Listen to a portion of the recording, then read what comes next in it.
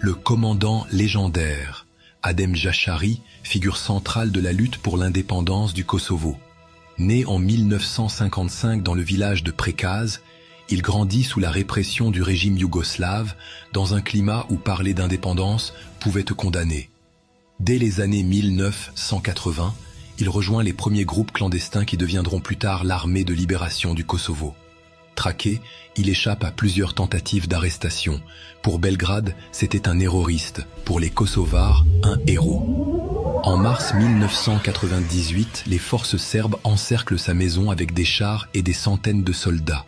Jashari préfère mourir plutôt que de se rendre. Pendant 3 jours, il tient tête avec ses frères, ses cousins, sa femme, ses enfants. Les balles et les obus pleuvent, mais la maison ne tombe pas. Chaque tir devient un acte de défi, chaque minute une victoire morale.